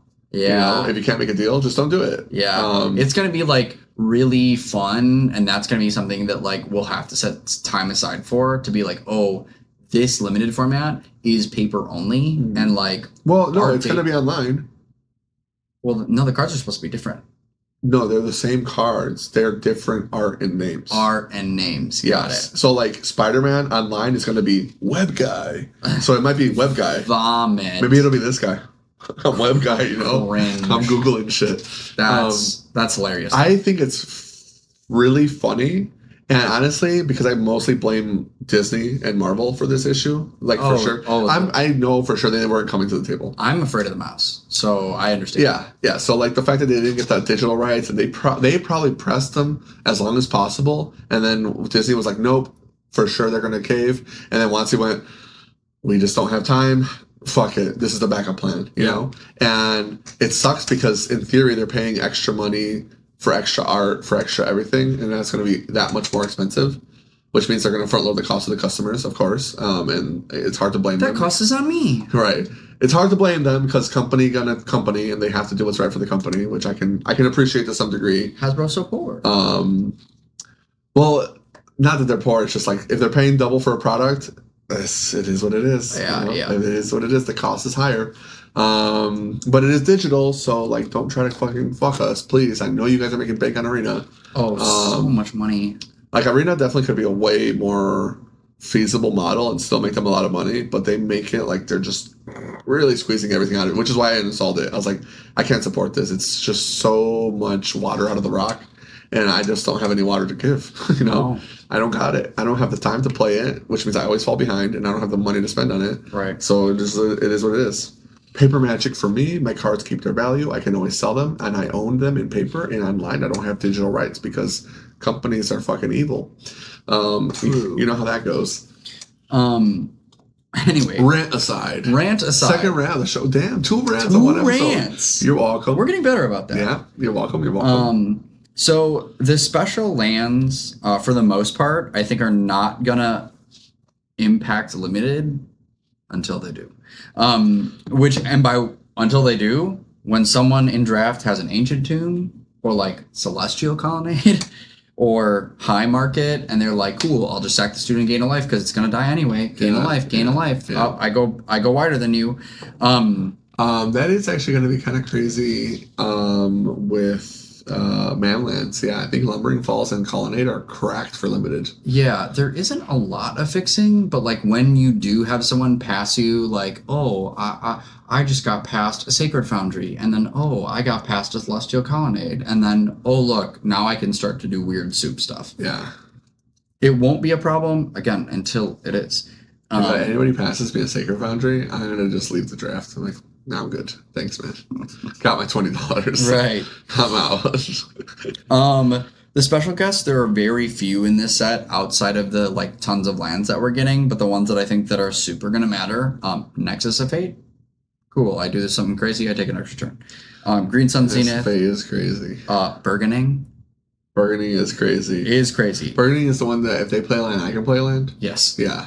Yeah. And then Green Sun's obviously Green Suns. Yeah. Julian was like, I don't think burgeoning really matters. I was like, the first 5 turns, it really super matters because he's like, yeah, but then you're going to run out of lands. I'm like, yeah, but it's going to be my turn. Because they're all in play. Yeah, it's going to be my turn. I was like, you're going to draw lands for turn. Right. So like by turn 5, or by turn 3, you have 3 lands out and I have 7. Like, what? Well, I mean, if you drew all lands, yeah. But like, even if it just puts you 2 lands ahead, it's like a Gemstone Caverns theoretically, where you're stealing the play now. So like, if I go Burgeoning and I'm first, you're cooked. Cooked. If I'm second, so like Gemstone Caverns territory, you go land, I go land Burgeoning, and then you go land spell, and then I go okay land, and then I go. Now I'm on the play. So now land better creature, go. God forbid I have 2 more lands or a land on top of my deck and 1 in hand. It's over. Because then it's like, what, 5 lands turn 3? Yeah. Yeah, so like that is all you need. That's all it needs to be. You're paying 1 mana for Burgeoning. The fact that it even gets you 1 land is powerful. But if it gets you 2, then you're like storming ahead of them in mana, and you can always do whatever you want with the enchantment later if there's like any kind of synergy of like second chance or stuff like that. I just want to do Burgeoning with landfall, or like I want a Burgeoning. And exactly. Like, if you're playing landfall deck, you play extra lands anyway. And get the giant Star Destroyer, and so like by turn 5, I'm like playing the 8 drop, playing, blow up something, 4 damage to the board, and now I've got the spacecraft. Like, if you're playing Burgeoning, you're playing like 18, 19 lands. And so, like, you're for sure, like, doing landfall bullshit. And now you get to play the expensive 6, 7 drops that are generic mana. Yeah. I agree. I think it's crazy. And then if you do get Burgeoning, you're really hoping to get just a bunch of expensive spells. Cool reprint, too, for Commander, honestly. Yeah, and this is actually a set of, like, other limited reprint All-Stars that are, like, coming back. Like, I don't know if you saw from, I think we haven't seen him since Kamigawa Neon Dynasty. But Virus Beetle. Oh, nice. Virus Beetle is here. Oh, yeah. Same is true for Banishing Light. Banishing Light was in Bloomburrow, and Banishing Light. And these are all like special guests. No. Sorry, So those are just like in the limited set normally. Oh, they're in the set. Yeah. Banishing Light and Virus Beetle. Oh, interesting. Yeah. I didn't know we were going to get Banishing Light again. Yep. Banishing Light back. I guess it makes sense for where we're at. It always felt like a Theros card. Yeah. Not anymore. Yeah. That's really it for the episode. I think that this is going to be really sweet. The only like fun thing I only wrote 1. I wanted to I just didn't have time to write about more cool interactions. We've been busy. Yeah, but Terra Pact, I just can't wait for someone to play Terra Pact. Frank got a job, by the way. I did. Oh my gosh, I'm so excited. So now he'll be less busy somehow. I felt like this has been the most busy unemployment I've ever had. You've had other busy unemployments? No, but I just mean like I thought while being. I just thought it was funny that you lost your job and then got busier. But I get why. Like you have to apply for jobs, take on work, find work anywhere wherever you could get it. Yeah. Do all this extra stuff. Still maintain all your family stuff. Yeah. And then still try to see my girlfriend sometimes. Yeah. Still see Sabrina. Right. Exactly. Yeah. Because when you lost your job the first time, Were you dating Sabrina? Yeah. I guess you were, yeah, but it was like the early time. Well, we started dating like officially in February. Right. But we started seeing each other at the end of December. Right. So I lost my job April 2nd. Yeah. So like we were 2 months into officially dating, but like have been seeing each other for 4. Exactly. Then I lost my job again in the middle of June. Yeah, it's crazy because Frank's like, yeah, we're probably gonna get married, and she's like, damn, this motherfucker can't keep a job. I know. She's actually been like super supportive, which I've been like, wow, as it should. This is nice. Like you've been so cool. Yeah, I am straight blessed with Winter. I am so happy where I'm at. Yeah. I hope you guys are happy, and if you're not, single is better than unhappy. So straight true. Up. Wow, that mind blown. But yeah, you hit a nail on the head of like I have been busier because applying side gigs, like trying to work anywhere. Please, trying to pay my mortgage. Yep. Feed the cats. Right. Now you'll have like a more normal schedule, so hopefully we'll get to see more of Frank. Maybe he'll stream again. Yes. Oh, I love that. Finally get to Legacy as Jared's asked me to. Yeah, you gotta go. Even though I heard it's scary right now. Nah, don't worry about it. Just talk to Ethan. He'll actually help you because he's good at Legacy. Oh, yeah. The one card that like I think is hilarious and I can't wait for people to try and do this is like turn 2 play Terra Pact Intimidator.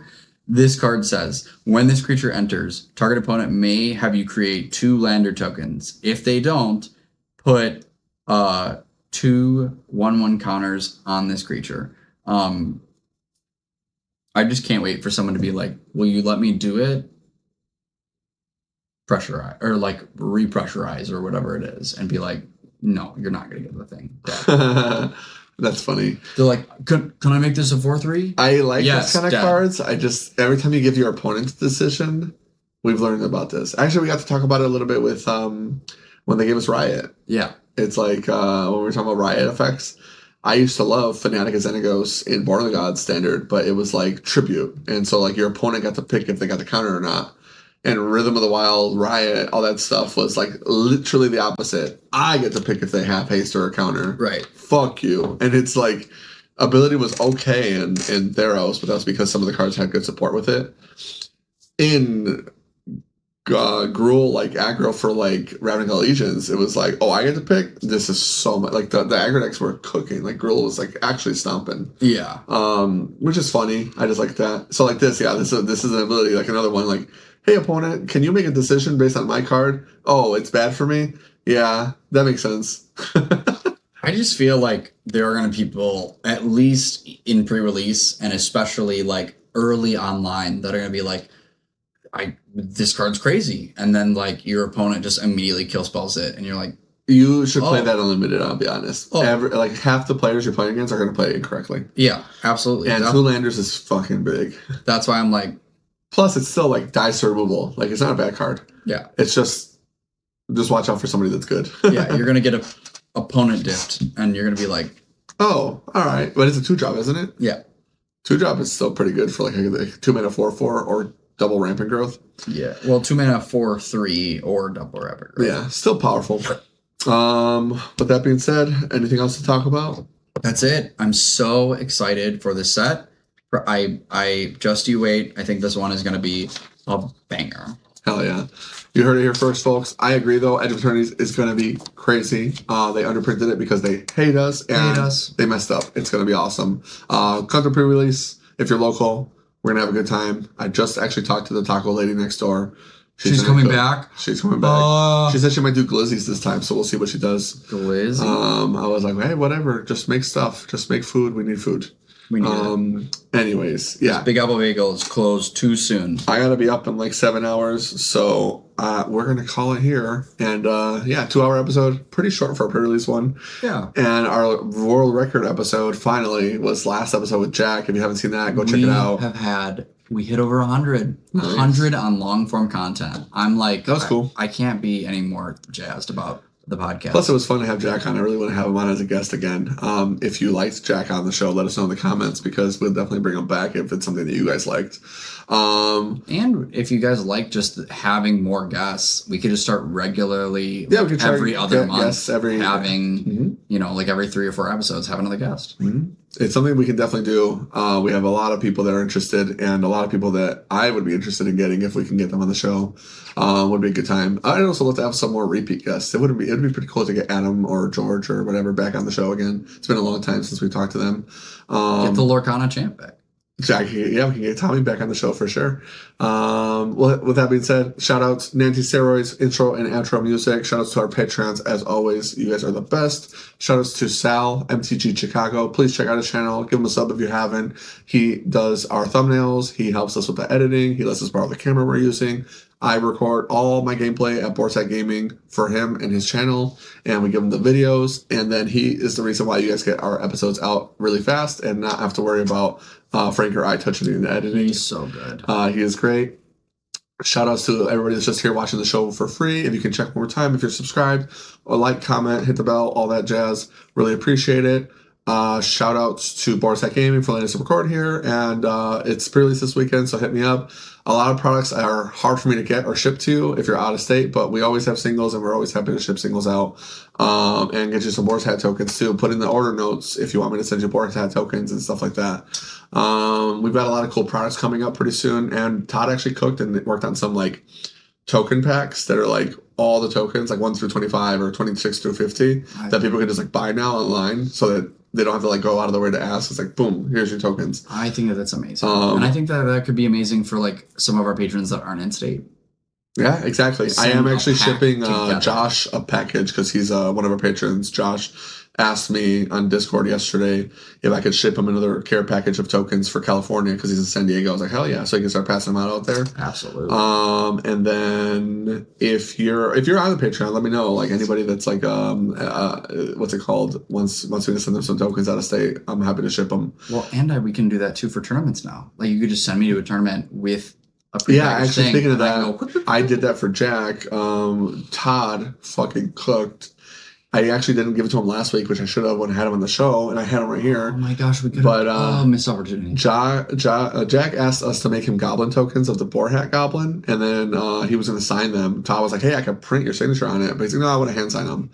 For next one, I'm going to try to push him to do like the signature stamp, kind of like a White Shorts card. Yeah. But on the back, it's like his Goblin Ringleader with his QR code and ours. But it's like his tokens he can sign and give out. So he's going to have like a stack of tokens to give out. Sure. Which is really cool. The Jack Goblins. And then we're going to try to work on like a custom artwork as well with him. We might even be able to do a custom Tales from the Tap artwork if we can come up with a token idea. I was just thinking that, especially for a token that requires you to tap like Lander or something like that. Well, it doesn't have to be a lander specifically, but if we like any kind of token, Todd said he would work with us on a custom one for Tales from the Tap theme. I think that we should. Because he was saying we should do a food token that's like a beer. I was like, that's actually a pretty good idea. That's goated. Let's do it. But anyways, yeah. So Todd's been cooking. Shout out to Todd. He's one of the best. My business partner. You want to show support to Todd and I. Borsat Gaming loves your patronage, and we are always happy to try to get you whatever we can. I know I'm missing stuff for sure. Thank you, everybody. Thank God you. Bless us, everyone. Yeah. God bless us, everyone. Awesome. Thank you so much for tuning into our show. We super appreciate it. And we'll see you next time for getting an update into like what's happening in post-rotation and with Edge of Eternities and our 60th episode. Yes, so we will catch you around, and thank you so much for joining us.